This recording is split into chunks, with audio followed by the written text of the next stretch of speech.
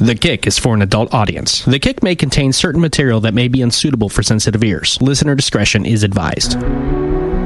Hey, I'm not saying they're stupid.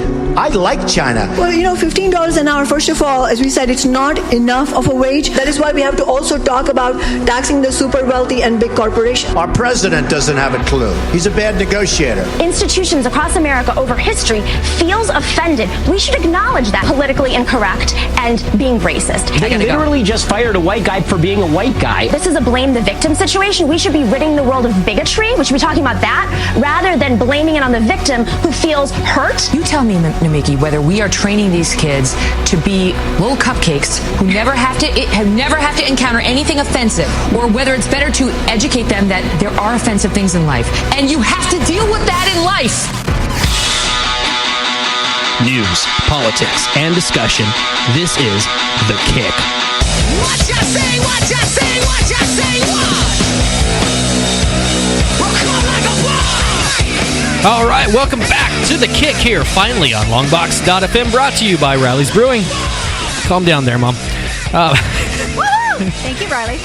Hey, you got it. Sorry, but I don't drink beer. But we got some beer. I hear it's good. We've got they got the For the Hard Way pack in the kitchen there. The ginger, the hard root beer, the orange, and the vanilla soda. I think you would actually like those. Is it root beer, or is it if root it has beer. hops in it? I probably won't like it. Cuddy is the same way. Cuddy from Wednesday night. Also, I guess the fiance, and she likes them. She'll take the whole 12 pack down. Might be a thing I'll have to try out there then. It'll be at the wedding. So anyways, yeah, we're firing off The Kick tonight. Multiple streams. We got the new server. I've called her Betty. She's cost my son his entire chance for a college education, but it is running currently multiple streams. We got 4 streams. I mean, if you're on Facebook, you'll see me somewhere on there. And of course, if that's not enough, you can also hear me on the Fox in the mornings, Monday through Friday, the Bob and Tom Show, and weekends, Saturday and Sunday with New Rock. And you can always see these shows on CMAC. So I'm looking for more, KC24, if they want to do an hour long with me every week. I need more. Just more. I'm a power-hungry guy. Tonight's show, first one back in a couple weeks. We're having problems, but Betty's ready to go. Let us know if you're having any issues, by the way. You can hit us up. My mom and I are both watching the feeds. Vanna is at home tonight, but she will be watching the Twitters. That's Longbox.FM, at Longbox.FM. And, of course, easiest one for me to watch here is the YouTube. So if you're on the YouTube, get on that chat room there and hit us up with our questions, which you'll want to tonight. Tonight's show, we've got coming in here at some point here soon, Henry Perea, who is running for mayor. He's actually going to be coming in a little earlier than expected, and we'll get a chance to quiz him, get to know him a little bit better. That's how we do on the show, but then ask him some of the serious questions, which we need your help for. So hit us up with any of those questions. You can also call in. 492-0450 is the number. You can hit us up, ask your questions to myself, my mom, who's sitting in tonight with us, or Mr. Perea when he gets here. Now, the other thing that my mom has going on, we're going to get to this in a second, she has dedicated the last 6 days of her life researching all the propositions, all 17 of them. Was that enjoyable time? No. Pissed off time. Are you saying those aren't easy reads? No. Well, we've got them broken down. You've been posting them on your Facebook, and we're going to get them all on our Longbox.FM website. Everything that you wrote, and I heard a squeak. I think Mr. Perea is coming in. So we'll be... never mind. Gabi is here. We're going to be talking about each of these propositions as best we can, as stripped down as possible with the most factual information, not the legalese that they're written to, the yes actually means no type of crap. So we'll be getting to all that. But before we go any further, there is something that I realized this last week. As the election, since we were last on, Donald Trump has apparently groped half of America. And I think you said something, Mom. You made a post, and you've now seen a president's erection. Yes, I've seen a president's erection. I've seen a president candidate talking about assaulting women. I've seen a potential first lady naked, and it all just makes me want to throw up. You had a busy week. Who would ever have thought? America. Ugh. Well, everybody, the love for Trump is dying down or getting louder depending on which side you're on. And I realized I put this blame for this whole election on the social justice warrior. The reason that I believe we're here is a buildup of two forces. There's that Democratic side has been pushing social justice, defining groups, doing the thing, making everybody a special butterfly needs their own space so they can help support them. And the Saul Alinsky game plan. Mm-hmm. That has been going on where everybody is so sick and tired of PC. Everybody says they're tired of politicians. They want someone who's not a politician. They want someone who will speak their mind, who will say anything they want. And that ugliness, one force gets an opposite force head-to-head. That is Donald Trump. So you SJWs out there, thank you for this. This is your election. You created this one. And I'm kind of getting reserved to the fact I think Hillary is going to take it. I think she'll probably win, yeah. Unless there's a whole lot of closet Trump voters who just aren't talking about it. And, of course, polling is harder these days, too. Nobody answers their phones anymore. They don't have landlines anymore. It's harder to get cell phone numbers. So, it's just harder to get polls and stuff and make them accurate. But, yeah, I think Hillary will probably end up taking it. Well, so much as useless as this election feels, I feel defeated completely. I'm going to lose. Everyone loses on this one. Some people are going to think they won. Give some them another Hillary 8. supporters are going to think they won. Trump wins, they're going to think they won. But I'm going to lose. No matter what happens, I lose. So, well, we're gonna Wednesday night. Dirty Daddy Podcast is going to be simulcasting the debate, and we're gonna Mystery Science 3000 it because it's become such a joke. Fun. Yeah, at this point, I want to see it. Let's just go all in on it. So Wednesday will be a fun time. Sushi from Kunisama, and of course a lot of Riley's beer. I think we'll have to do a drinking game, which means by 15 minutes into the show, we'll all be hammered. Which so will make it better. Idiocracy begins here on Wednesday. Yes, okay. Good pull on that reference. All right. My mom. Whew. This is the woman who wouldn't let me watch The Simpsons when I was young because it was too vulgar. Mm-hmm. And that little boy was very disrespectful of his parents, and I didn't want you to pick that up. So. And now we have Trump. Well, even though the election itself is a joke, it's everybody's feeling like it's useless. No one wants to vote for anyone, or they want to vote third party, which I saw a special today on the third party candidates, Jill Stein and Gary Johnson, and I think the best thing for them is not getting airtime because they don't know anything. No, it's just Gary Johnson is not really a libertarian. I'm really not hearing him say much that's libertarian in nature other than I don't want to get involved in other countries' wars and things. I think I kind of boil him down to he's kind of an ignorant Republican who wants to smoke pot. Mm-hmm. Is basically it. But yeah, he just doesn't seem to have a clue about a lot of topics, and yet I'm actually thinking about voting for him because I know he can't win, and I can't vote for Hillary. I don't believe in the social progressive movement that she's on. I just don't see that same future. I don't agree with it. And I can't vote for Trump without throwing up. So I'm kind of thinking protest vote and just vote for an independent candidate. And maybe if there's enough of a chunk of people who vote for an independent candidate, it might send a message to the two parties. That's the best I can hope for out of this election. Low expectations from you. Yes, very low. I'm thinking about just writing in Pence.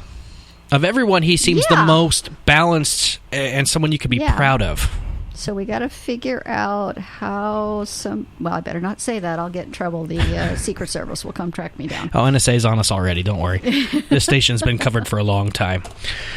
Well, there is, and if you see on the camera feeds or if you're watching a 360 here, post-production, you'll see the table is covered in a lot of colorful papers. This is just the mail from the last 5 or 6 days. All the propositions, all the vote for this, yes, no's. There's a lot out there, and the propositions, I think, are the most important thing. This is the reason to actually vote. There's more than one. It's like going to an MMA match because you want to see the headliner, but there's like 19 bouts in front of it. See the whole thing. We'll vote for the whole thing here. The scary part is that the scary part here is people don't know about these things. They only know what they know from television, from the commercials, from all that stuff. So Lies, all lies.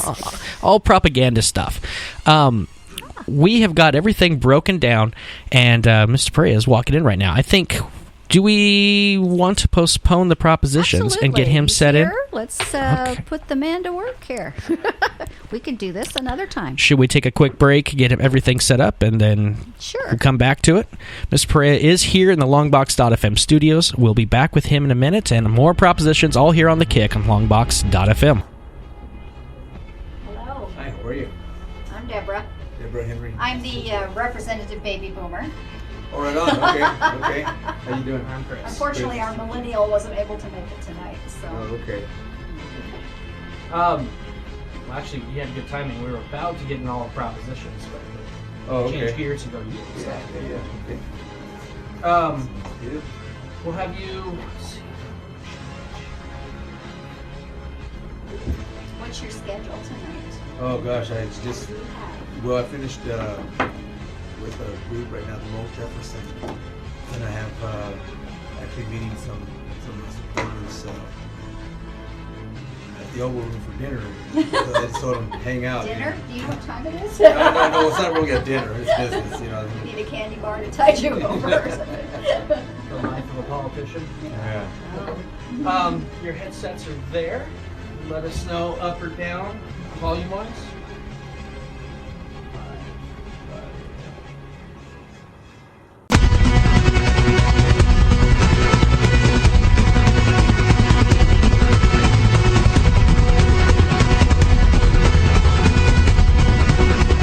All right, the Kick is back here. We've reset.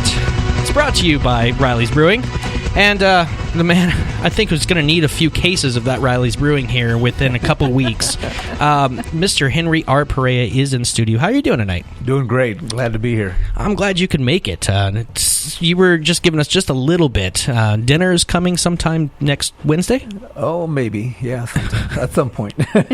Right. How are your feet doing from the walks? Not too bad. I've lost a little bit of weight. Gone through a couple pairs of shoes, but everything's going well. Well, let's start this off now. Part of the program here that we have, we have a for the most part, a younger audience, and these are the audience members who really love to talk about Gary Johnson as their hopeful candidate. They don't know anything about propositions. We try to inform as much as we can, and in the smartest, break it down way, make it easy for you. First thing that we ask any candidate who comes in, you're running for mayor. What is your version of that job description? Well, I mean, there's no question that when I look back at my political career, school board, city council, now board of supervisors for 12 years, I've been able to see Fresno from an entirely different perspective, and I think it's really served me well to be in the position I'm in now, to be asking for people's support for mayor. How do I see that position? Well, it's a leader. It's the leader of a city that sets a vision, working with 7 council members to talk about how you spend $1.3 billion to keep a city of 500,000 people moving forward. So, I know a lot of the core issues that people are talking about, whether it's public safety, jobs, cleaning up our city, because there's a lot of visual blight that we have in our town now. Is how do we tie all those things together with a vision that is then supported by the expenditure of money to make sure that things happen. So, knowing that we're going to be have to making some very tough decisions, I also know that the city is never going to have enough money to solve every problem. So it's going to be about how we reach out into the community, work with people, so that we have a partnership between the city, its residents, and getting things done. All right. Now on this campaign, you've had a very polite back and forth with Mr. Lee Brand. Yeah. I've heard a few debates.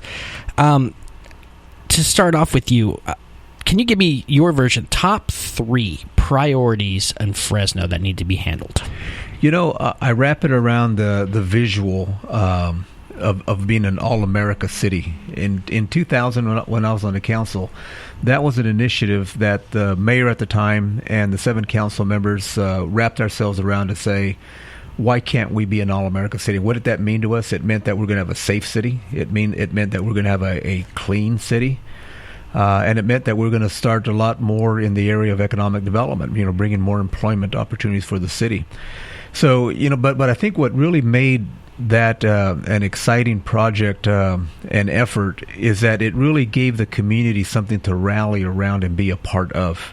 So when I look at the mayoral campaign that I'm running and the city that I will run if I'm fortunate enough to be the mayor, is to do that same thing, wrapping around that All-America City designation, that's a national designation, but then start talking about how we pull together and moving our city forward. I know visual blight right now is a big issue for us. You drive down our freeways and people are just not proud of what they see. And I think it's time for a city to start paying attention to the little things. And in my mind, even though that's a big thing now, it really is a little thing because it doesn't take much to take care of that and make it look right. So I think when you have a mayor that's pulling all the resources together, making sure that our neighborhoods are safe, our schools are safe for our kids, making sure that we have an economic development strategy that wraps itself around high-speed rail. It's something that's a major opportunity that I believe is coming to Fresno and can diversify our economic base, and supporting small business as well as bringing in more business from other areas. I think that's the win for Fresno. Okay. I do, going on your blight and all that, I was actually out in Oakland yesterday watching a game in the rain and taking the BART. Yeah. We got our high-speed rail, which I wish we had a BART instead. But coming through Pleasanton, Castro Valley, and all that, you get on the freeway, you're heading through Tracy, you hit the 99, and there's a vast difference on that 99 as you come in, and of course, that's Valley, but Fresno isn't any different. When you come in, it's ugly. Yeah. And you can tell it's like, well, we're not in Kansas anymore, or at least Bay Area.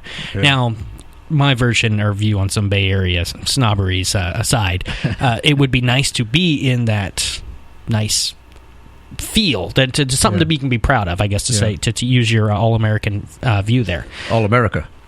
To be number, how is it something that you seek if you get elected? You got 4 years, right? Right. Well, minimum 4 years. Right. What do you think you could get done in that time to get us towards the goal of all-American city? I think it goes back again to the leader. And in my mind, the mayor is the leader, and I emphasize that because we have a strong mayor form of government. And when you have a mayor that basically controls the resources, 3,000 employees that work for the city, a council that if you work in creating that shared vision, you have now 3,000 people, a mayor, a city council moving together. That's pretty powerful. But I think it starts at the top. You have to have that vision. So the other side of that coin right now, I mean, you look at our freeways, and you're right. I mean, you come into the valley and they said, oh my gosh, what happened? Well, I think you can look straight to the leadership and say, well, it's leadership who stopped paying attention, who did not put a focus on that being a priority. So I think between a mayor working with its council and its citizens, working with Caltrans, who is responsible for our freeways, but it doesn't mean we don't have a responsibility just because they oversee it. Okay, it's about partnering resources and making it an important priority for you so that when every day Fresnans wake up and come out their doors, they should be proud of their city. And right now, there's a lot to be desired. I mean, our freeways are of a mess, but it doesn't mean we can't get it done. Just 3 weeks ago, I partnered with Brigham Young University alumni of Fresno, and we took 3 freeway exits on 41. We took Herndon, we took Friant, and one downtown, and we cleaned them up. You had 60, 70 people working together, and I think that's part of the formula too. It's a city allocating its resources and its people, but also reaching out into the community and saying, where can we adopt these freeways? Where can we partner together to clean them up and then beautify them? Well, on that, isn't that Caltrans that should be doing? I've heard a lot, especially in the last month, I think, on KMJ, a lot of Caltrans talk about them not doing anything until all of a sudden, and I cannot for the life of me right now remember the thing that happened, but they all of a sudden jumped and said, okay, we'll get it done now.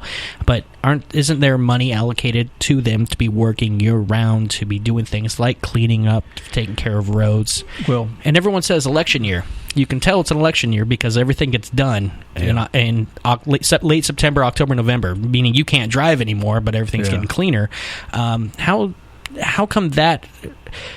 How is Caltrans to you, and is there something that can be done to spread them out? Are they not doing their job right? Are the resources not being allocated? I'm not sure if I'm bouncing this the right way. I think what you might be remembering was a comment about that they didn't have the resources because they're having to spend so much time replacing copper wiring and stuff like that.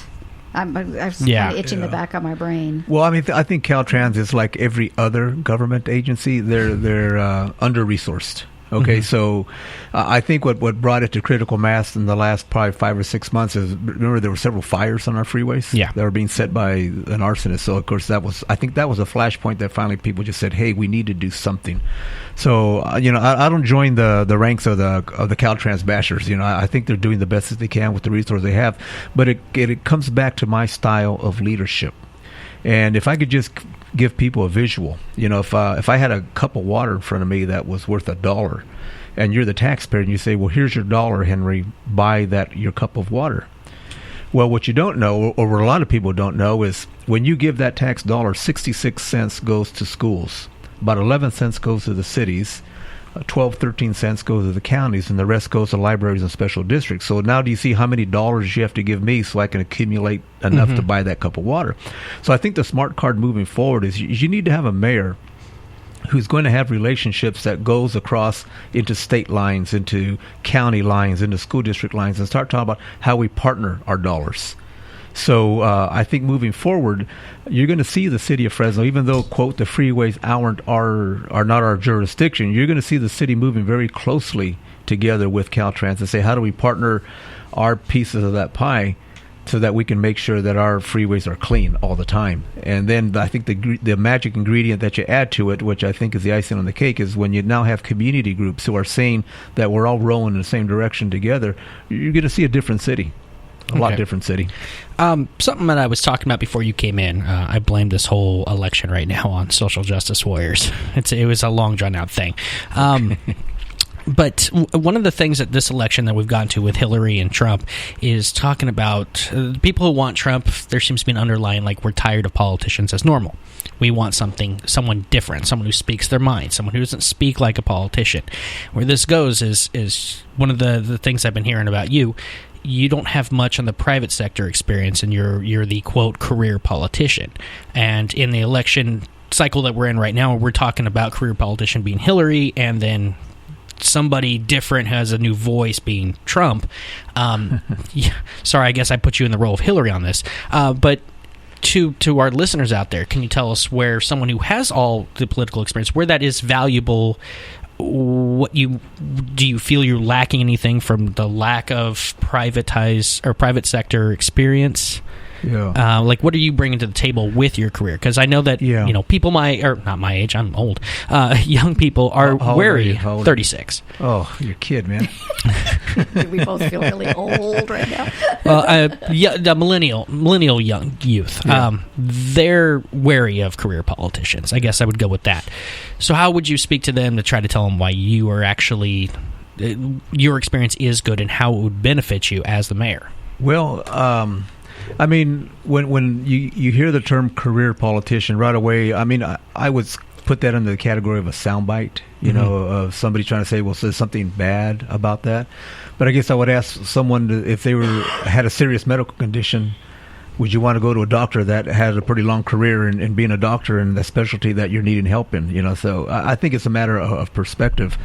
And of course, it means a matter of time. I mean, I've been in politics 23 years. My professional career is human resources, so I've done that for 37 years. So I have had a full-time job for the past 37 years and done politics in between all that. And I know my opponent Lee; he's been in politics 8 years. So I don't know what defines that a career politician. 8 years, 20 years, and if you want, well, whatever. But I guess the point is this. I think the fact that I bring experience and relationships to the table, I think that's where it has served me, I think, well in the debates to show that even though Lee and I may be talking about the same things, hey, we need a safer city, we need a cleaner city, we need more jobs, I can back it up with actual things that I have actually done to prove that I can get the job done. For example, today I was at Fresno State with Dr. Castro and his Dean of Social Sciences. We brought back the School of Planning, and this is something that the San Joaquin Valley has not had at Fresno State for at least the last 10 years. And when you think about the San Joaquin Valley being the last major growth area in this state and not having its own school of planners, how could that be? So 2 years ago, I picked up the phone, I called Dr. Castro, said, Dr. Castro, will you bring back the School of Planning? He said, Henry, you raise $500,000 of scholarships and I'll bring back the school. Well, I've raised $300,000. I'm not quite there yet, but it was enough of a signal for him last year to say this has wheels on it. And right now, the letter is sitting on the chancellor's desk to sign off on the school.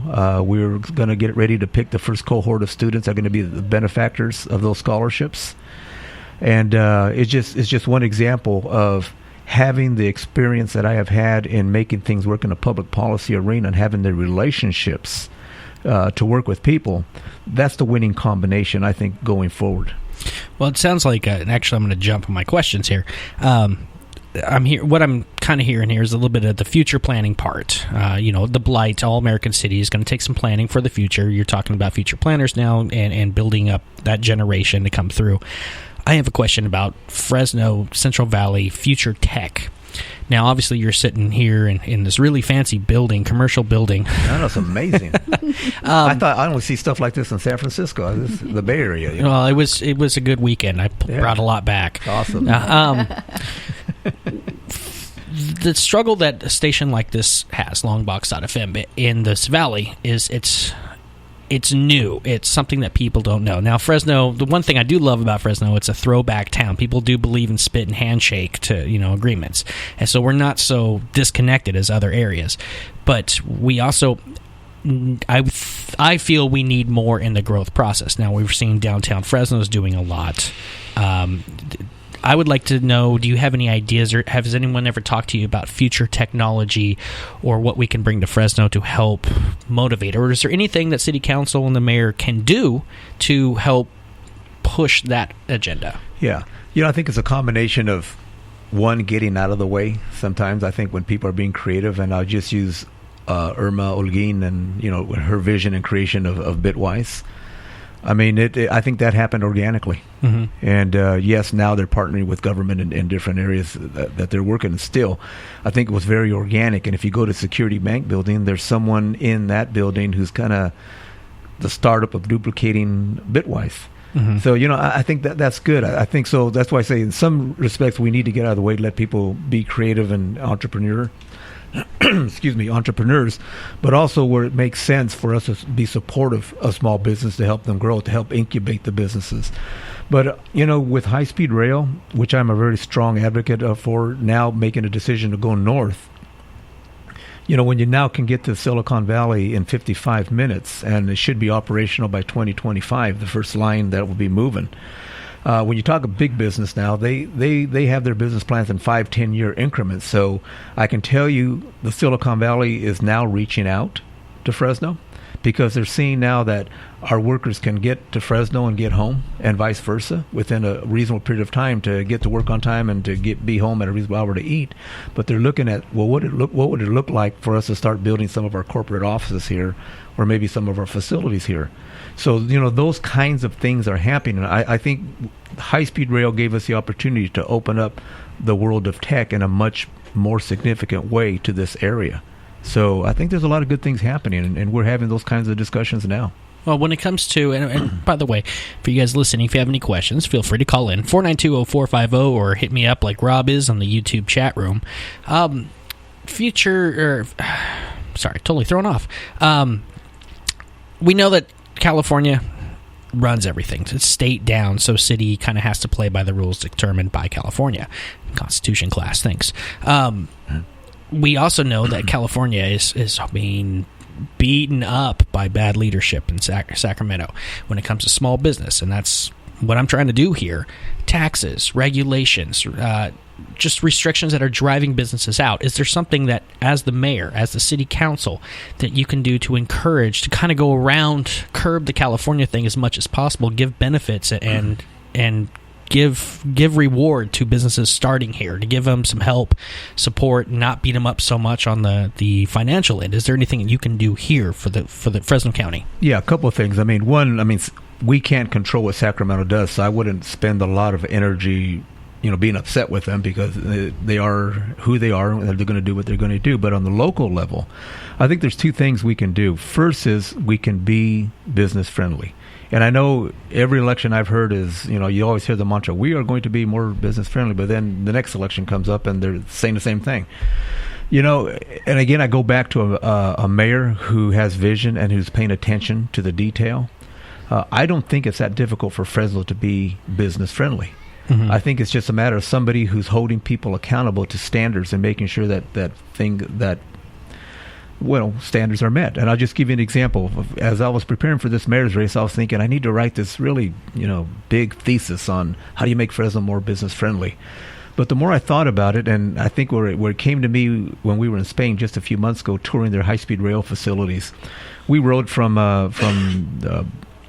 Madrid to Alicante, about 300 miles away, in just a little more over 2 hours.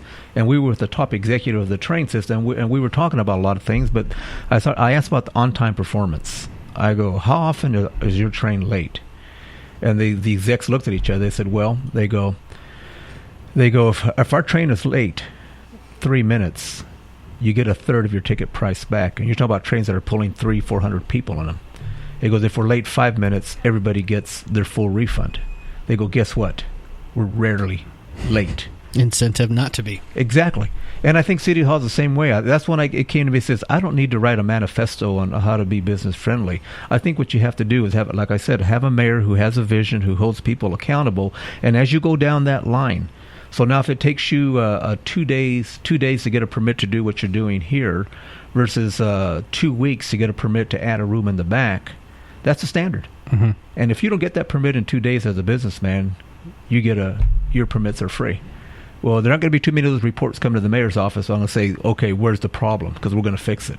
And I think that's what it is. It's holding people accountable. I think the other side of that coin, too, though, is I think we have to provide some incentives, financial, economic incentives for small business, whether it's facade improvement or micro loans for businesses. There's a lot of opportunity here. And I've had a lot of business just in the Fulton Mall area who have come to me with the same question. So it tells me the need is there. There's a vacuum there. But I think it's an easy one to fill. It's just being committed to it.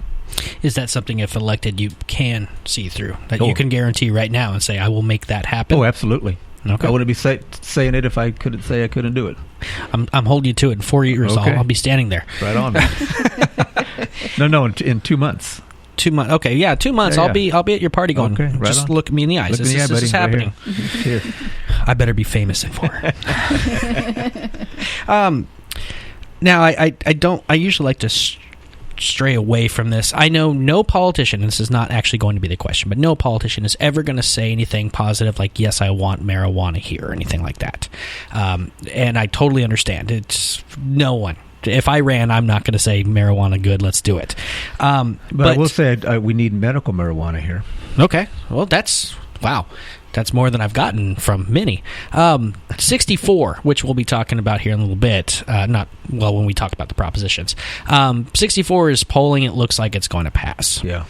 I read something on the Fresno Bee the other day about Fresno City Council is looking at an issue where they don't know what to do yet. Clovis has gone ahead and done a ban, all commercial. There will be no dispensaries in the city of Clovis. It's something that if this passes, and if it passes and you get elected, you get hit all at once there. Do you have a view of how you're going to deal with that, or how you're going to encourage the council to deal with that? Yeah. Well, I mean, if the law passes, then I think any responsible elected official, you shift from the philosophical debate to implementation. Once the law is the law. So whatever that law is, I will execute to the best of my ability. Now, if there's, depending how it's written, if it gives some decision making at the local level with respect to dispensaries or how or where, okay, then we'll have that discussion. But am I going to fight the law? Well, no, because it's law. I mentioned earlier medical marijuana. I mean, certainly as a county supervisor, I mean, that's a real-time experience that I had. I mean, I was very supportive of the medical marijuana cards, the establishment of the dispensaries, and we did. But as we fast-forwarded just 2 or 3 years, we saw that a lot of the black market came into it and used the medical marijuana as a guise to just do a lot of bad things. And as you recall, people in this county were getting killed over it. So we went from approving it to the extreme of banning it. And I'd like to say, well, we did our job by banning it. Well, I think we stopped a lot that was occurring in Fresno County as far as the illegal grows, et cetera. But I'm a firm believer that medical marijuana does have a legitimate medical use.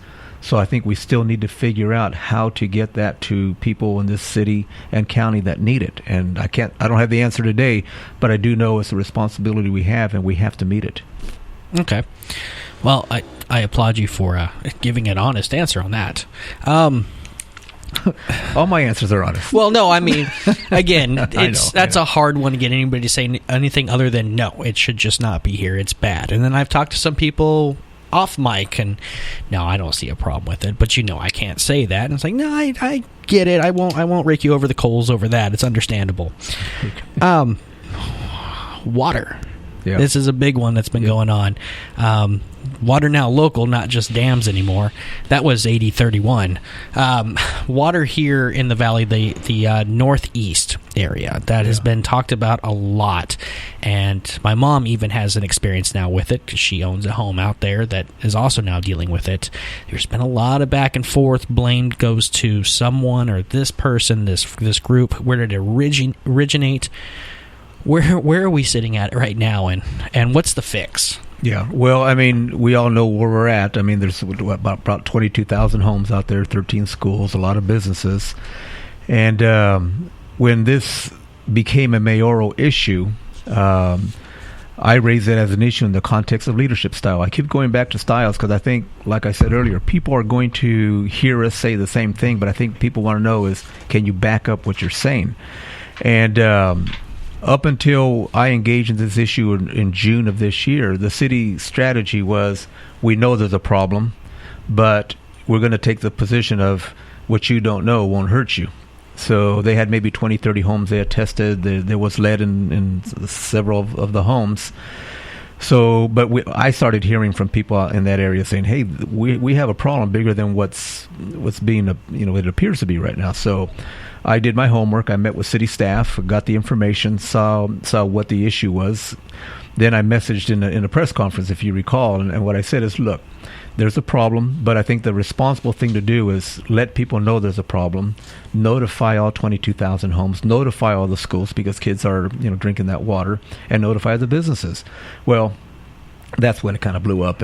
But I think what was good is the notices did go out. So we went from maybe less than 100 homes being tested and maybe 20 homes having lead in the water to well over 2,000 homes asking to be tested. And I believe the last numbers that I saw, there's probably 120, 130 homes that have lead in the water. So, I mean, it's an issue. There's no question it's an issue. And why it became a mayoral issue is because Lee Brand, who I'm running against, and I have a lot of respect for Lee, but on this issue, when he was a homeowner, before he was on the council, he had the same problem in the district. Okay, and he went to City Hall, in his own words, and said, they basically ignored me. I said, okay, well, fine, that happens. But now fast forward 2009, you become a councilman. You were aware of the issue. You experienced it. You hired the staff of the former councilman who continued to have those issues raised. So now you had connectivity on the issue. So now how did you lead? Well, he did nothing until this year.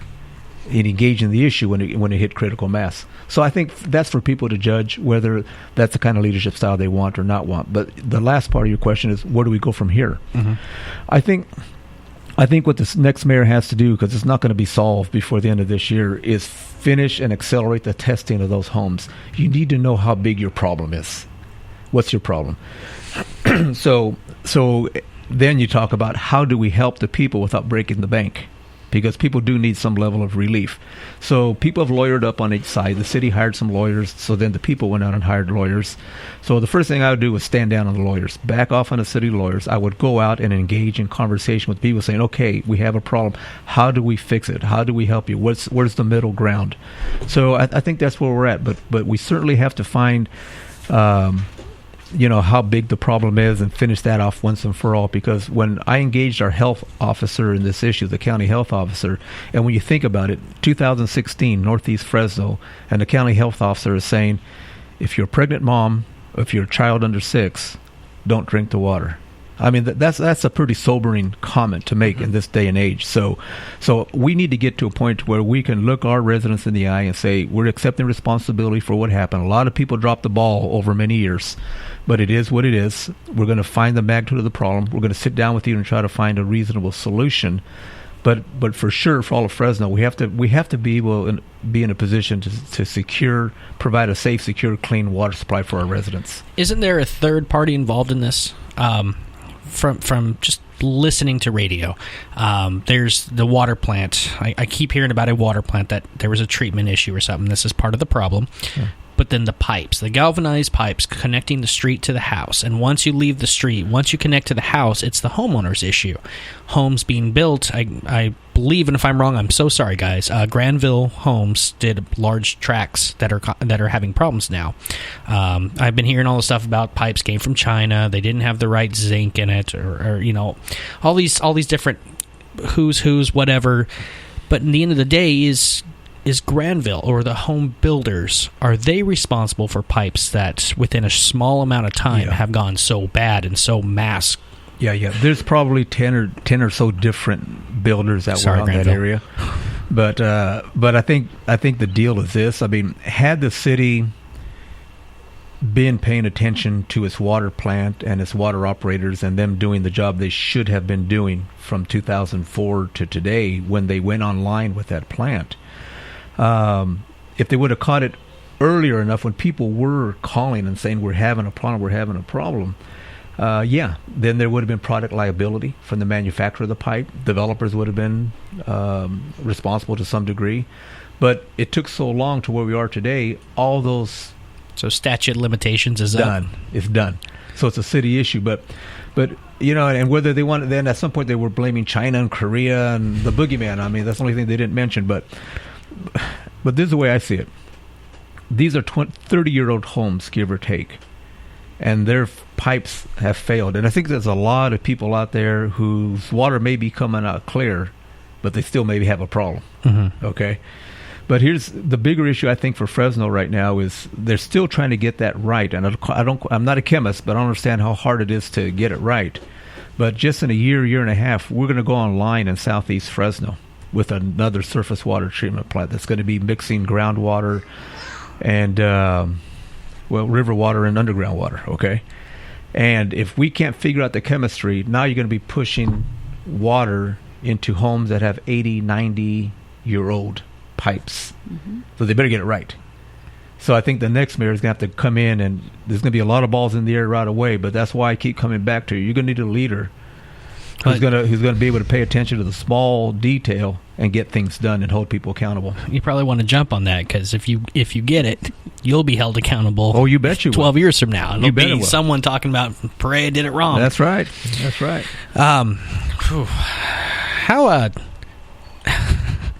Just a break from the issues. Why do you want to be mayor? I mean, just this process. Now, I went through this with Clint Olivier. I gave myself a headache here. This whole thing, the kick, my whole interest in politics started last March because of something involving Clint Olivier and Walking Arambula. Here in this station, there was some sound bites that went out and just shook my whole life up as I became a center point for something there. But getting to know Clint... You want to share? That was the no rights to water, clean air. Oh, yeah. That was your show? Okay. Yeah, that was a moment for me. Yeah. I mean, I guess that was my version of viral. So I remember that Sunday, I just couldn't put the phone down. People were blowing me up. So, but seeing him go through that process for 80-31, I was there at his party when he conceded, and just seeing his mind and body, and like I had talked to him about, I'm kind of curious about maybe running at some point down the road, and he was just like, if you like your family, don't. It sucks. It's hard. Every politician I talk to make those same kind of loose jokes, that it's just rough. And why now? You said 23 years you've been an elected official. Why do you do it? Yeah. Well, I mean, if you asked me 24 years ago that I'd be sitting here today running for mayor, I'd say no. Because, politics was never on my radar screen. I've been grown and raised in Fresno, I'm very involved, always in my community. But at some point I learned that if you really want to have a broader impact in a community, you have to be the person pushing the button every Tuesday, like for my supervisors, or Thursdays for city council. And when you think about it, the city council every Thursday, there's 7 people who are pushing the button on $1.3 billion that affects the lives of 500,000 people. At the Board of Supervisors, every Tuesday, the 5 of us push the button on $2.7 billion that affects a little under 1 million people in Fresno County. So public policy is where the action is, at least in my book. And the allocation of resources, that is what brings public policy to life. So I just learned that as I was raising my family and as I was in my career, because I had to feed my family, this was just my way of being a part of a community and have an impact. So when I look at a mayor's race, I've been blessed with a great career. My folks came from Mexico during the Baracero program during World War II, and one thing my dad gave us was education and a hard work ethic, strong work ethic, and that hasn't left me to this day. But it has served me well in letting me be successful. I have kids, I have grandkids now, and moving forward, I have a responsibility. I really believe, not a continued responsibility to my kids and now to my grandkids, just for your kids and grandkids and everybody else's. So when I look at the mayor's race, I think we have a great city. I think there's a lot of things that we still need to be done. And I'm in a position where I can contribute with my experience and background and my vision. I believe I can move the city forward. So I'm willing to give it a shot, put my best foot out there, tell people what I'm going to do, and then people can decide on November 8th. And trust me, I'm at peace, and I will be at peace on November 8th. All right. Of our last few mayors, is there anyone that you look up to as someone that you would hope that you would be remembered for as well, or you thought maybe they weren't remembered well, but you thought that they did the best job as mayor? And I mean, from my age, I remember Patterson, Autry, and obviously Swearingen, and I'm sure there was a couple more behind them. Yeah. Is there anyone that you look up to and hope that you can be on their level, or you thought they did the most? Well, I served with Patterson and Autry, and watched Mayor Swearingen from the county supervisor vantage point.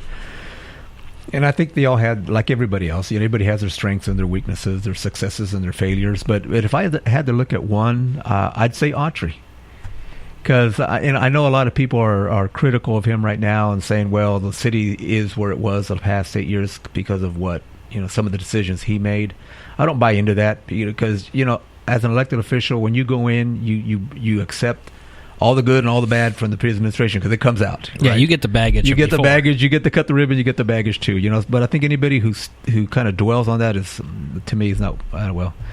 They shouldn't. But what I like about Autry was that I liked his charisma. I liked the fact that the way he connected to people, and he did get some good things done. I mean, we built the baseball stadium. We pushed it hard from '97 on, and then when he came on, he actually built it. So, no, I give him hats off, I think, to Autry. I think he did some great things in the city. I think he was a good leader, and I just liked his style. He did one thing that I took advantage of, is that he had one day a week in the afternoon or something that citizens could book 15 minutes of his time. Yeah. And when I went in with a proposal for something, and some people I think probably went in and said, my tree needs to be trimmed, or my potholes on my street, or that kind of thing. But I went in with a proposal for him, And he had a couple staffers with him, and the chief of police happened to be there that particular day, and so on. And I got my 15 minutes and did my presentation and so on. And I thought that was a nice touch. He didn't go on with it forever, but I think it was a way, maybe as a person starting up, to connect with the citizens. Yeah. No, and I think my career will show that I've always been very accessible to people, and I'm excited about just the opportunity of the next mayor is going to be selected the next police chief in this city. Chief Dyer, who I worked with, was a reserve police officer for 15 years. So he and I go back in the days when we were both patrolmen and patrol cars patrolling this city, and so I know him very well and respect him.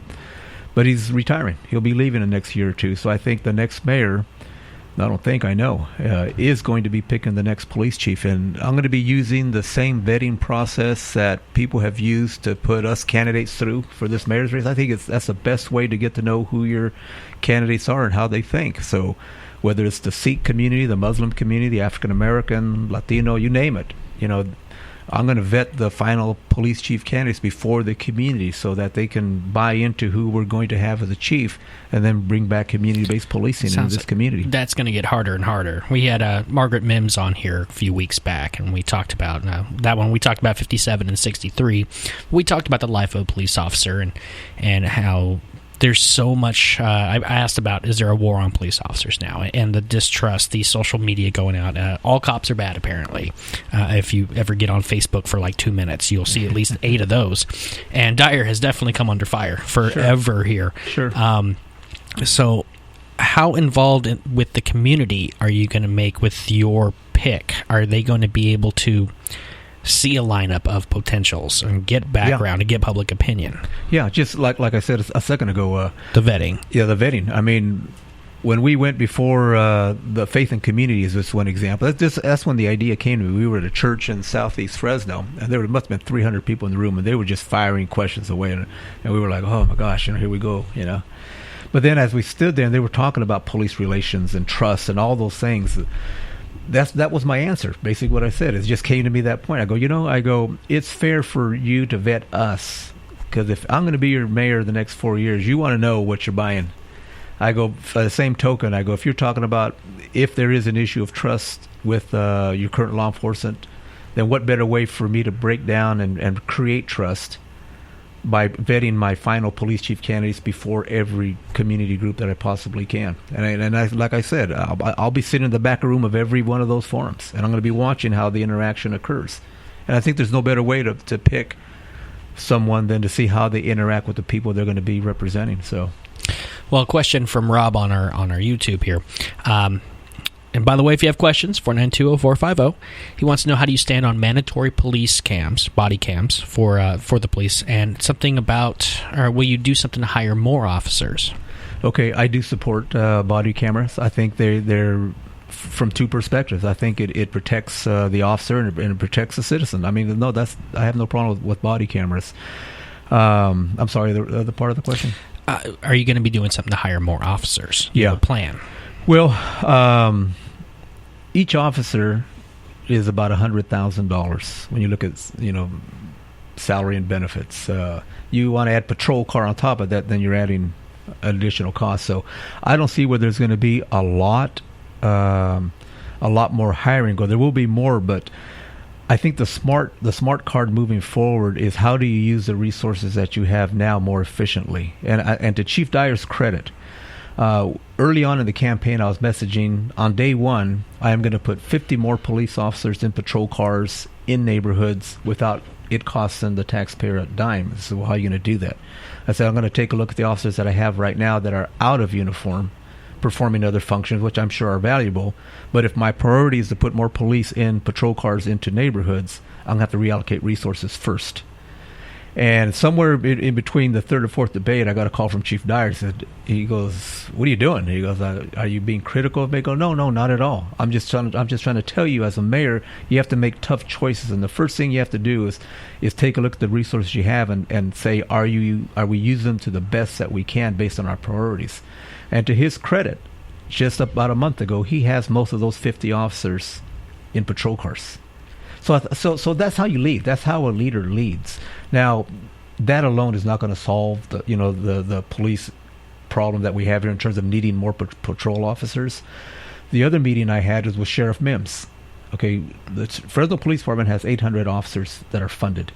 She has about 400 deputy sheriffs. If you look at metropolitan Fresno, there's a lot of county islands. Mayfair, Calwa, Sunnyside, Fig Garden. Scattershot. They're scattered, yeah. Yeah, so the conversation her and I have had is not consolidation, because when you talk consolidation, everything falls apart. Nobody wants to give up their turf. But the discussion we have had is, how do I take my 800 officers, how do we take your 400 deputy sheriffs, and how do we rethink the way we police and keep our neighborhoods safe within the metropolitan Fresno area? So she's on board 100% to have that discussion. And I think moving forward, as I've been mentioned earlier as part of one of my themes, the successful elected officials, I think, moving forward, are those who can partner their resources with the resources of other government agencies. So I see that as a vast improvement before, and it's not a knock on Lee. I know Lee, in his campaign, he's messaging, I'm going to add 200 more police officers. That's $20 million. And I can tell you, the city is not going to have $20 million January 1st. It's not going to have it in a year or 4 years from now. It's just not going to happen. So I want to be real. I've heard these campaign promises from other candidates. No, I hear you. I hear you. That's why you got to be real with what's there. Well, the question I asked when Gary Bredefeld and Jeremy Pierce were here, police officers one, and we've heard Jeremy talk about 800 more and all that. It sounds really nice to get more police for those who aren't scared of police for whatever various reasons. But the question that I asked them, I said, are these going to be actual police officers out there helping to protect and serve, or are these going to be more revenue generators? The tickets, the sitting on the corner flagging people down. But when you have, and I've had experience where I've been broken into, and you have to file your own thing online. Fingerprints aren't going to get done. There's nothing like that. I've had an ex-wife's purse stolen where I figured out who did it. I got no call back for 3 weeks. Kept calling every day, and finally they called me back after I left a message saying, it's this person, this is where he lives, I'll be there at 5:30 to kill him. And I got the call back saying, don't do that, that's bad. and so I think citizens, and I hear this a lot, certain Facebook things, like the Tower Facebook groups, they always complain that police officers aren't there to take care of them. They're just there to ticket them. The response time is bad. And then I've been hearing lately, response time seems to be getting better, at least in the Tower area. When you talk about more cops or reallocating what to do, are we talking about more ticket-giving patrol guys or more getting involved in the community? I'll be there to take your report. I mean, is there something that can be done that way? More getting involved, which is why when you look at the police officers that were out of uniform doing some type of other assignment, they were what you would call general fund, meaning your most discretionary money. So yeah, you put them, use them where you want. It would have made no sense to put the motor officer, back in uniform in a patrol car, because they're like what you say. Sometimes some of those positions are earmarked to do certain duties. So. No, it's putting folks back in the patrol cars to do and deal with exactly what you're talking about. I mean, what you just said right now, every corner of the city, and people are saying, when I pick up the phone, especially when I pick up the phone 911, I want a cop. I don't want them 2 hours later, 3 hours later, or 2 days later. I need them now. And we need to be in a position to respond more effectively to our residents. So, we had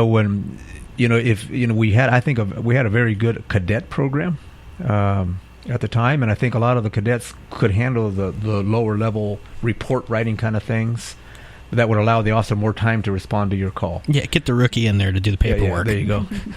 And like I say, when I was a reserve police officer for 15 years, I mean, during that time, it was a big unit. We had about 80, 90 officers, and you can't tell the difference between a reserve officer and a regular officer other than the badge. You'd have to look at the badge. The reserve officer has silver in the middle, and the regular officer would have gold. Other than that, it's the uniform, the gun, everything's the same.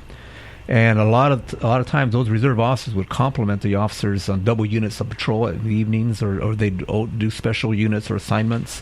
And so that's another strategy I would have. I would rebuild the reserve police officer program within the police department, because talk about citizen involvement. These are unpaid folks, but it's folks that want to do it for whatever reason. They're wanting to get an upper hand to get into the police department, or they're just citizens like I was at the time. I was 40 years old.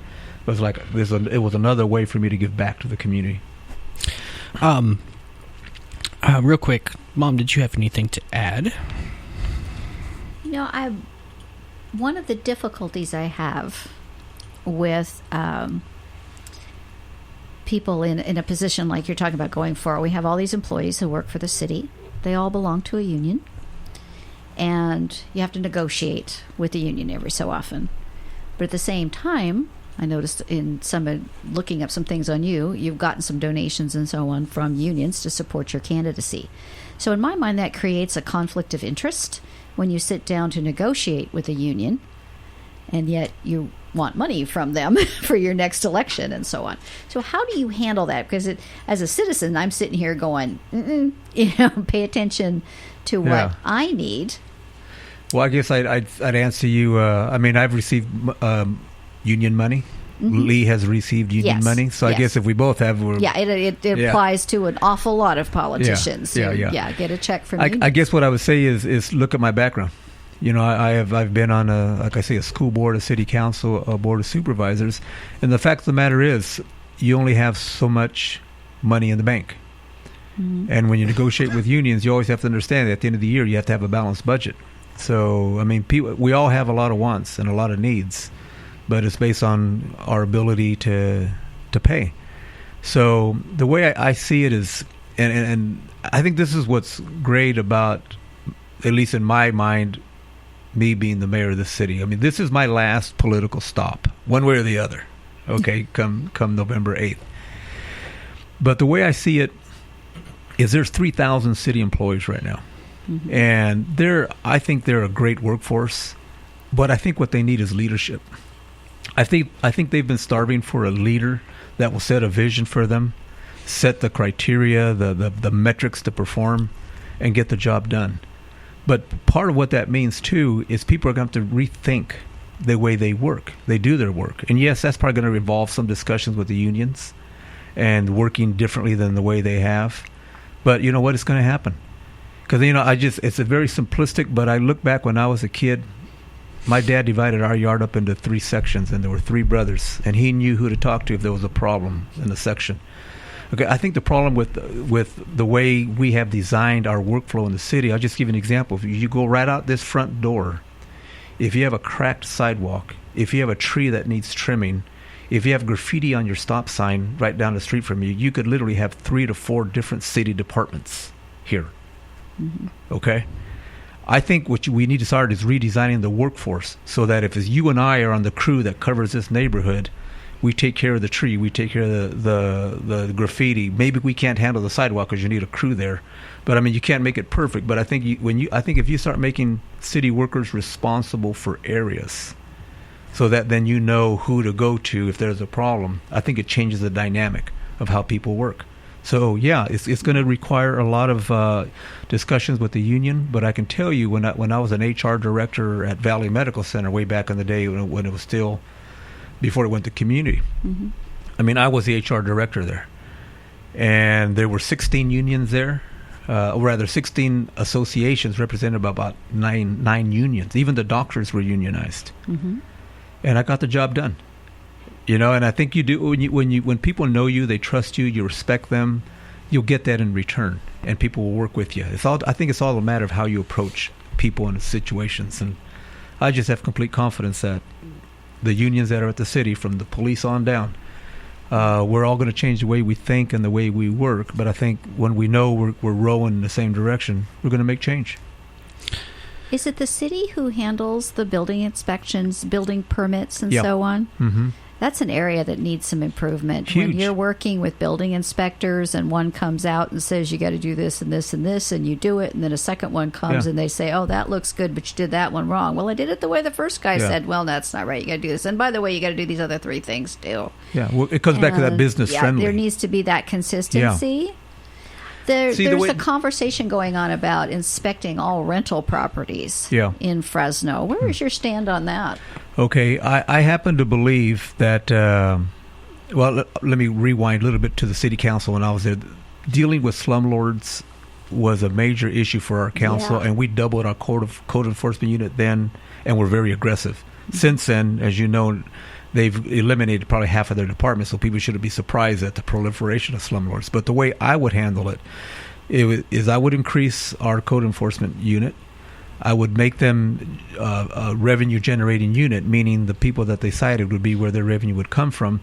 But I don't believe that we need a citywide inspection program. There's, 80 to 85,000 rental units. And I would bet of those 80 to 85,000, maybe there's 10,000, 15,000 that are the bad actors, the slums. Yes. That's where I would concentrate all resources. I would make it a mandatory inspection program for those units.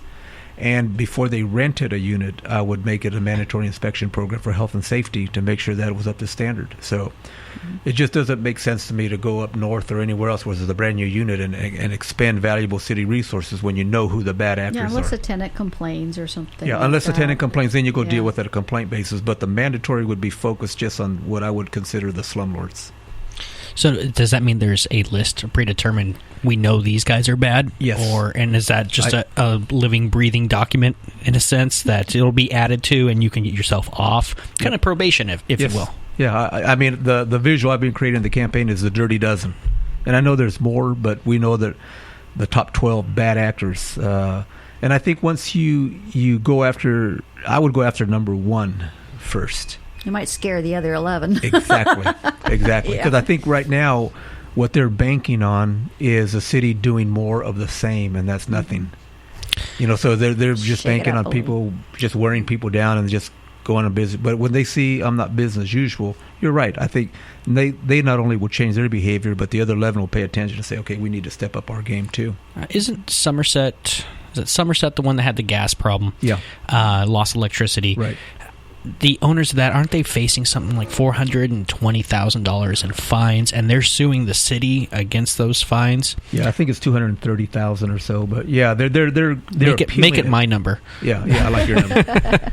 Need the money. Yeah. They're appealing right now, which is fine. They can appeal, but I think they're a test case because I think the slumlords are watching that one. Okay, he came in and he spent $1 million to upgrade his apartments, and that's fine. But now they're watching the fines, and I think if the city blinks and pulls back on those fines, I think that's a huge mistake. You have to hold people accountable. And what if they don't pay the fines? What if they just throw their hands up and say, we're done with the property? What's the follow-up on that? Because that's one of the hardest things, I think, for any private person is you can sue someone, but that doesn't guarantee you get it back. Well, I mean, if they're going to walk away from their property, then somebody else is going to buy it. I mean, it's a business. But the next person to buy it's going to, have a lot of work to do. Yeah. Where does the fines go? Where do the fines go? Well, I think the fines, part of them goes into the payment for the code enforcement team that we're going to have. So I think it'll probably stay mostly internal within the department to fund the employees that are there. Because I would not I would not want it to be a general fund department that would then take money from police or fire or other departments. I'd make them self-sustaining. See, I think this is different than the seatbelt ticket complaint that everybody has, or the small business. I don't want the city taking money from me, penalizing me for every little thing, but going against someone who's bad. And right. I think we've had enough of it because these are properties that are going down. They're ruining good properties next door. Right. They're causing a lot of the blight that you're talking about. Circle all the way back to the all-American city. It'd be great if we had someone who stood up and said, "Okay, first thing I'm going to do is I'm done with this. Let's take out the bad ones right now. Let's penalize them. They pay or they get out." I would love to see that kind of stance. Oh yeah, absolutely. Because I mean, and right now you just made a good point. A lot of people think slumlord. You're thinking of these big housing complexes, apartment complexes, but you come into these more established neighborhoods. All you need is one rental that doesn't pay attention. And then at some point, the residents in the neighborhood, they get frustrated and they go, well, nobody's doing anything about this. It's affecting my quality of life. And what do? You sell and you move. Mm-hmm. And what's that slumlord do? Then they buy that house too. Mm-hmm. So no, you're right. I mean, the city has to go into these neighborhoods, even on those individual houses that are run by slumlords. And whether that's a slumlord corporation or just somebody who has a rental house is not taking care of it. Have to hold them accountable, because you have a responsibility in my mind to the person renting the home. They're entitled to a quality of life when they're in that house, but you're also responsible for the neighborhood. That neighborhood has to be on the radar screen too, and say we have a responsibility to make sure that, okay, you want to have a rental here, you play with this neighborhood and maintain the standards of that neighborhood. All right. Now, I don't want to keep you too long. I know you got to eat dinner at some point. At some point, yeah. I have two more for you, unless someone from the internet pops up. We had the Poverello House on. We had Sarah and Cruz on the other day. Okay. One of the big things we talked about was mental health facilities in Fresno and the lack thereof and lack of funding, which I thought helped create the problem with the homeless, the vagrant, and that was a whole long discussion in itself of what you call what. But you talk about crime, and I think there's so many of these things that are interlinked, and in my mind, I believe that the mental health lack of facility is what is the big cost of all these problems. They told us their whole story, what they go through year to year, their funding. They were curious to know where you would stand, because we said that you were going to be coming on. And I'm curious to know, do you have a plan, or has it been thought of how you're going to address mental health? Is there going to be more funding going to it? Because if you're looking at when you see smoke, I think the mental health is the fire. Yeah. Any thoughts? Well, I can tell you what I've done. Okay, because as a county supervisor, the lion's share of mental health funding is us. So when you look at the resources that we have, I mean, we're never going to have enough to deal with the mental health issues, the drug and alcohol issues, which are, again, the major funding comes to Fresno County. I think some of the heavy lifting we've done in the last 12 years, I've been on the county board, just as an example. If you remember back in the 80s when the payer mix was different, a psychiatric inpatient unit for kids was big business. And then when that whole formula changed, they all shut down. Well, it's been over 20 years that Fresno County had a psych inpatient unit for kids. So every day when kids were in the worst crisis they could possibly be in, we've been shipping kids out to the Bay Area, to Los Angeles, to the coast, to Bakersfield, because that's where the facilities are. Well, it took us several years to get there, but just this past year, Fresno County did open up a psychiatric inpatient unit for kids. We have a 17-bed facility now in Fresno County, and it's meeting the need. We're just in the final stages of upgrading a facility to open up a pretty significant psych inpatient unit for adults. So, I mean, we do have a system of care here. Is there enough money? No. But we partner what we can between us and what the Housing Authority may do, what the city may do. We're doing better. I think we're doing better, but we're always going to have that gap, because I know the city of Fresno has the biggest visual of the homeless issue, because obviously the largest population center, but they have the least of the resources to deal with the issue. If you really peeled back everything that the city has done or been doing on this whole issue of homeless and mental health, you'll see the county of Fresno is the lion's share of money behind it, the Housing Authority, and then, of course, what the POV is doing with the rescue mission. Those are some of the smaller players, but there just isn't enough money to get to that issue. But so what as a mayor, what would I do more of? It would be more of partnering with the county, staying in that partnership, because without the county, without the Housing Authority, without the POV and the rescue mission, the city would be sunk on that whole issue of trying to deal with the homeless issue and the mental health, drug and alcohol issues that are tied to a lot of the folks that are out in the streets right now. All right. Well, one more question here for you. I've brought this up with Clint Olivier. In police, they have something called a ride-along. We've talked about police, community, vetting, getting to know hand-in-hand, like a community working together. I brought up the idea, and I'd like to see if you are elected, would this be something that you'd be open to, but a ride-along for elected officials. So in a sense, I could come in and sit and watch you answer emails and phone all day long. It might be more boring than I think it would be, but the idea to intermix or bring in people who can shadow you, for the stuff that can be public, at least, to get a sense of what our city officials are doing, instead of being on the outside tweeting and talking about how bad Henry Perea is, to actually be able to have an outreach where you can talk to somebody and be like, yeah, you don't like me? Well, come on in and see what I do, and kind of like what my mom was doing with the 15 minutes with Alan Autry. Would you be open to something like that? Oh, well, I mean, that's what I do.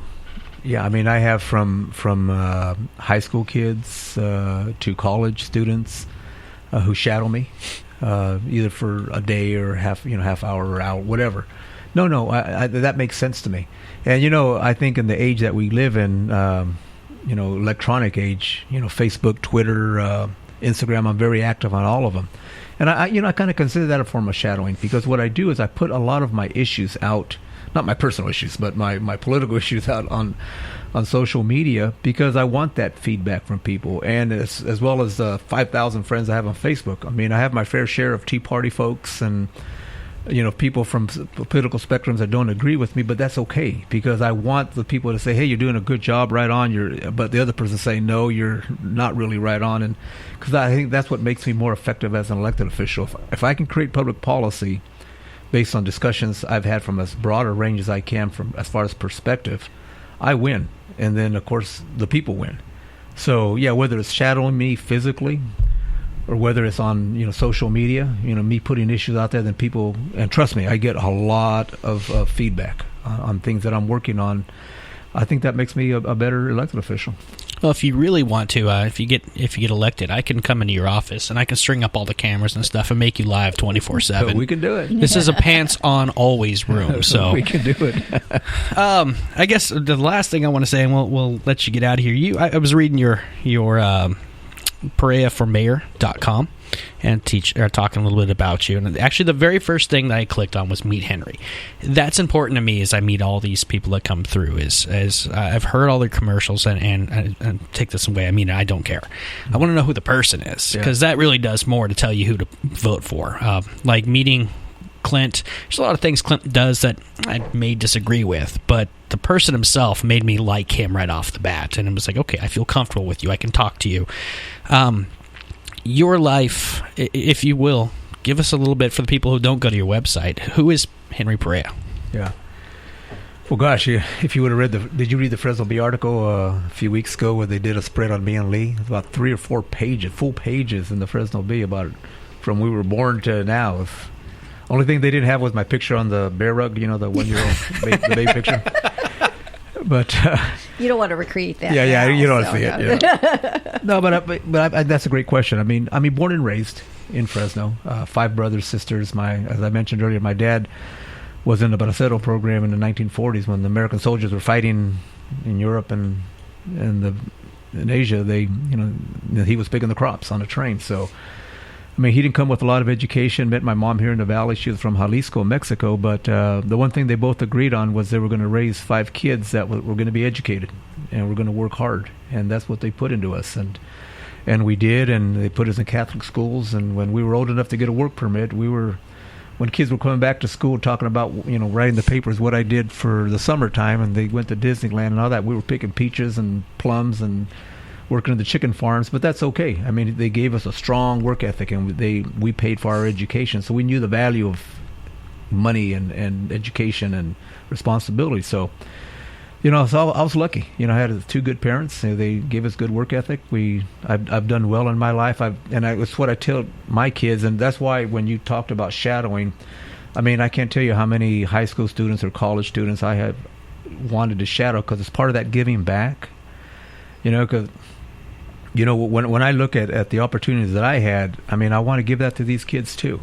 So I think the more that I can give back, and I've given through my political career in terms of just decisions I think that I've made. I'd like to say all of them were great, but I'm sure they weren't. But it wasn't that I wasn't coming from a good place. I was always wanted to just make the world a little bit better than the way I woke up in the morning. And that's when I look at the city workforce. I keep coming back to that, but my mantra when I'm there is, when you wake up in the morning, come to work, and you leave at 5, it's going to be a better city than when you got there. It's got to be that way. So, okay, yeah. Most important question, and we'll get you out of here. I read something on Facebook about you. Apparently, you live over there near Fresno City College or Fresno High. Yeah. And you live alone, and you have a house that's always got a TV or more likely radio going all the time. So I think for the listeners out there, we didn't know, what radio station do you listen to all day long? Well, it depends what time of the day it is. If it's during the day, I'm playing my CDs all day long. But at night, it's 98.9. Soft Rock 98.9? Soft Rock, yeah. I can see you sitting back with a fine Chianti and a cigar. Okay. Yeah, but right now in my car, I play the oldies. All right. Yeah, so I know some people who would love you. I'm a Motown guy, so nice. Well, again, elections coming up November 8th. Last date of register, I believe, is October 28th. I believe, yeah. And it is not an election of just Bill and Hillary, Billary or Trump. It's. Well, what did Trump say? Don't forget to vote for me on November 28th. Yeah. Yeah. Well, no, it's November 8th, everybody. November 8th. Trump. As I said, social justice warriors, thank you for this. Make sure to get out there to vote. You can listen to tonight's show, do your research, figure out the best person to vote for, propositions, all that. Your vote does matter. No matter how much my old co-host Kevin says it doesn't, when it comes to local stuff, it actually does. We've used prime examples in the past. Kingsburg with the coin flip, things like that. Oh, that's right. Your vote matters. I remembered some things when I was young. Yeah. Get out there, do it. Go to Perea for Mayor. That's Perea for the number 4 mayor.com. Read up on him. Go to his Facebook. He's got 5,000 friends, but he may bump you or bump someone for you. We'll see. And good luck on the election. And I hope I can see you back in here again. We can talk more. Count on it, yeah. All right. Well, for now, we're going to take a quick break. We're going to get some pictures taken here, and then Mom and Daddy and I will discuss what we do next. This is The Kick here on Longbox.FM. Awesome. Do you speak Spanish as well? See? Excellent. Be able to talk to a lot of our citizens then. That's right. Wonderful. I had one of my walkers, actually she works for me, she was walking on the Champlain and Perrin area. She happens to live out there too, but she was walking and she passed by a door and the guy was outside and he wasn't on our list. So either he wasn't a voter or he was a low propensity voter. So he goes, hey, what are you doing here? He goes, oh, I'm campaigning for Henry Perea, for mayor. Blah, blah, blah. He goes, well, what are you doing on this side of Shaw? He goes, what are you doing on this side of Shaw? Oh. And she goes, what do you mean? She goes, what do you mean? She goes, yeah, what are you doing on this side of town? And then he said, well, where do you live? He told her, where do you live? She goes, I live. Let's walk. I'm your neighbor. Oh. He goes, oh. And he says, well, you guys should be campaigning south of Shaw. And she called me up. She goes, what did he mean by that? Because she's kind of naive. She's learning politics. Don't worry about that. Radio without rules. Just rocks. Longbox.FM.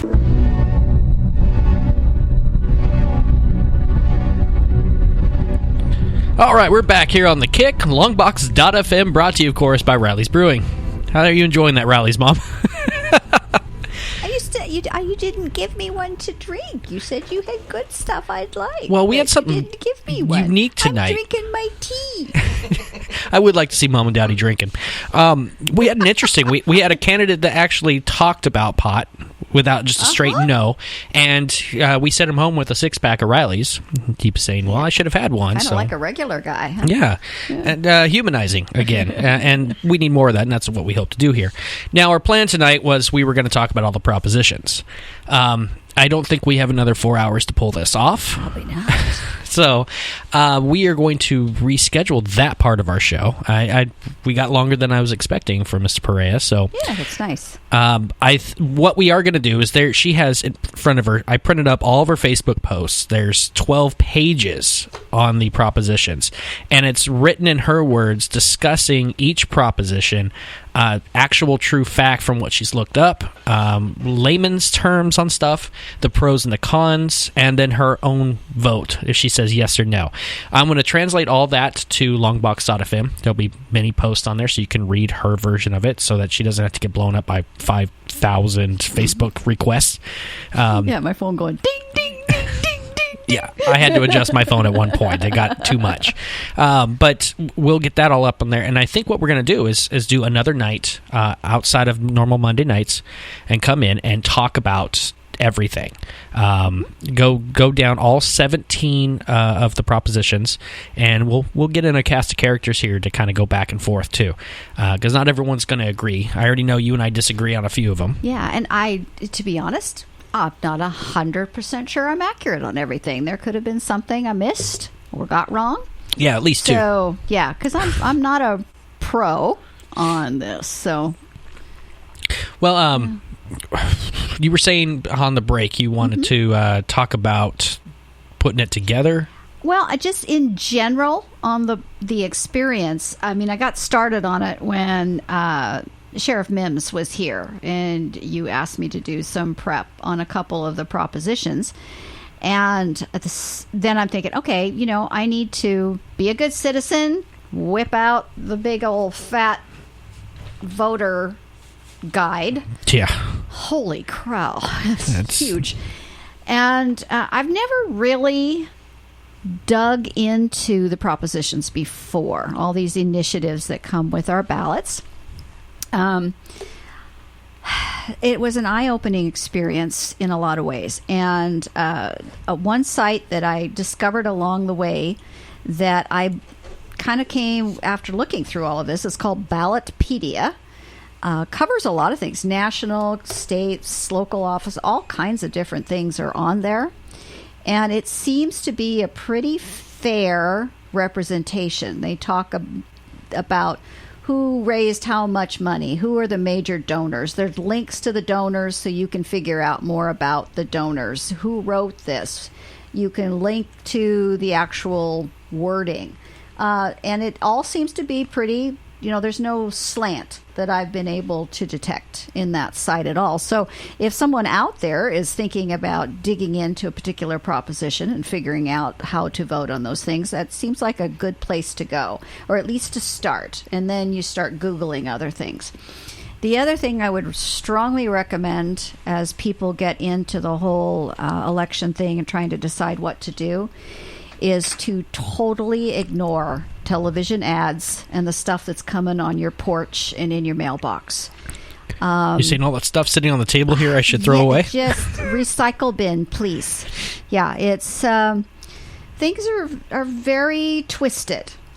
And even the in the voter guide, they have a couple pages of pros and cons with what they call rebuttal arguments at the bottom, but the rebuttal arguments just seem to be restating what you said the first time kind of deal. Because I would read something about they want to kill all the bunnies in the state, and then at the bottom I'm saying, okay, I want to see where they argue that no, we really don't want to kill all the bunnies. But no, they wouldn't even mention the bunnies. It's there's no real back and forth on that at all, and there tends to be a lot of inflammatory language in the voter guide. I mean, literally all in caps.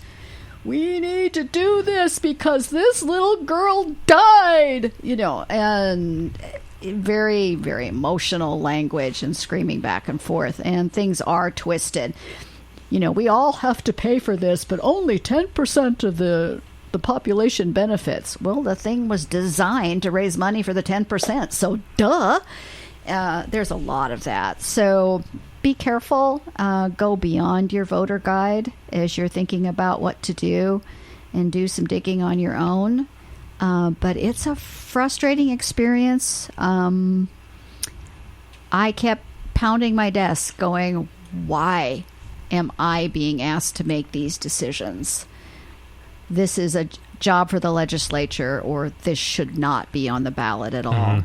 Yeah, really I'm frustrating. Looking forward to hearing you explain your view on Prop 60 when we do this again. So, yeah. If you don't know what that one is, look it up. It should be fun when we talk about it. Yeah. Well, I guess that's it for tonight. Thank you, Mom, for coming in. Anything you want to say before we go?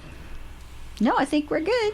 All Thank right. you, Riley's. Look at that. You're becoming a pro here. Kuni-sama, right? Yeah, Kuni-sama. And we'll be eating some Kuni-sama Wednesday night. And I think I may try to see if we get an earlier start, because we're going to Mystery Science Theater, the debates. Have some fun with that, because this whole thing's a circus anyways. Let's just go crazy. And the DDP Live is a good place to do it. Absolutely. I'll hit you guys up on Facebook and all that as far as when we're going to do the proposition show. Sorry we didn't get it all in tonight. There's just too much to do, and I'm gonna let the potential mayor-to-be talk as long as he wants. So next week we've got Clovis Unified School District School Board. We for sure have a few, but we have some that are running, and some of the incumbents all coming in to talk about all 1 through 7 of the board seats. We're going to have a full house of people wanting to run a school board, as well as Fresno Unified School Board member. I'm not sure which seat, Brooke Ashton. You can hear him on Power Talk every so often. He'll be in here as well. We'll be talking about Measure X. If you don't know any of what I'm talking about, that would probably be why you should listen to the show. And it should be interesting, and it'll probably be a little heated. We'll try to keep it under control, or just tell me on YouTube, let it go. Then we will just have a whole cluster. But that's it. That's it for now. I'd like to say I hope thanks for listening, and I hope we woke you up a little tonight.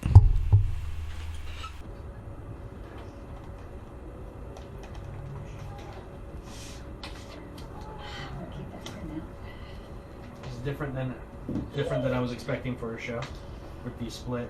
Yeah. Next week should be interesting. We may have some arguing in the room. Interesting, huh? Just over school board stuff. Well, it's gotten heated, and if you notice, they have a lot more signs than many other races. Really? See, I find that one of the hardest things to vote for. I have no idea who to vote for. Well, luckily you won't get to vote Clovis Unified. Not for Clovis, but there's on my ballot. There's a couple. Well, Fresno. no one does debates with them either. They're not televised. They're not promoted. Mm-hmm. So usually you go in by knowing a sign. That's it. Yeah. That's the most you get from it. That's why I don't even generally vote in those, because I don't want to. I thought about asking the principal. Yes. She's always at the gate in the morning when I drove off Desmond. And you're like, what are you looking at? Mm-hmm. Can you tell me why real briefly? Yeah. No, I don't know how to vote on this one, so. Mm-hmm. More research. I'll see what I can do. Let me know. Well, even research-wise, I tried to look just a little bit. I didn't have a lot of time at the ones that are on my ballot, but there's not much online. It's like, here's a paragraph that's been prepared, a statement or something. There's nothing like actual. Yes, like very information vague. that I'm looking for. Yeah, very vague. Yeah, very vague. So.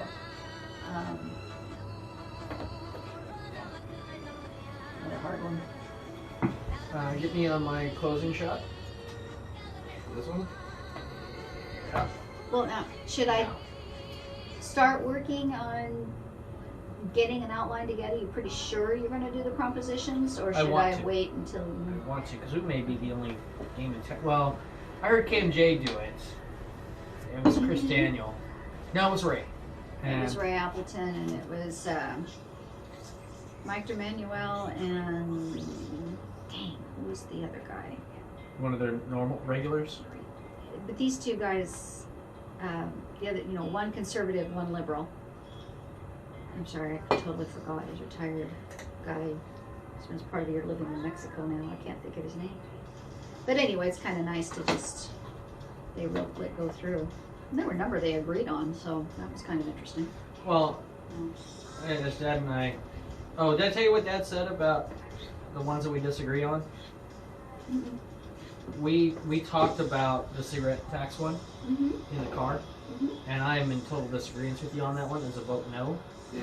My biggest thing, not because I smoke, but it's where does that money go? Exactly. It goes into an open my fund. research. I thought it was designated towards certain things. I thought it was like the. And I'm assuming that the marijuana one is the other one that you disagree on. I say no on everything. Did you say? Oh no, I think you said yes or no on the marijuana one, but you know it's going to be a yes. Raise 1.3 to 1.6 billion per year. First, they're going to replace any revenue that's been lost because people are decreasing or quitting smoking because the taxes are too high. Also, the money that goes right back to... It's kind of like when you buy an electric car and you're not paying gas taxes anymore, so now you get an extra fee added onto your registration to make up for the fact that you're not paying gas taxes. I mean, that's real? Not in California, but in Oregon, that's what they've done. Wow. The next step is 5% will go to cover the cost of administering the program. So first we're taking care of government. Yeah, Step 1, step 2.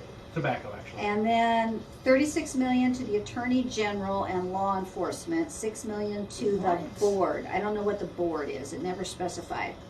$6 to the California Department of Public Health, $40 million to the University of California to educate physicians, $30 million to Department of Public Health's dental program. I'm assuming oral cancers and stuff. Maybe just my yellowing teeth. I doubt it's a teeth whitening program, but it sounds like it's a lot of fluff things. So we're saying it's going. Then they've got what's left. Whatever money's left, 82% will go to Healthcare Treatment Fund, 11% again to the California Department of Public Health, 2% to the Department of Education to teach tobacco prevention, presumably to children, and 5% again back to University of California to do research on tobacco-related diseases.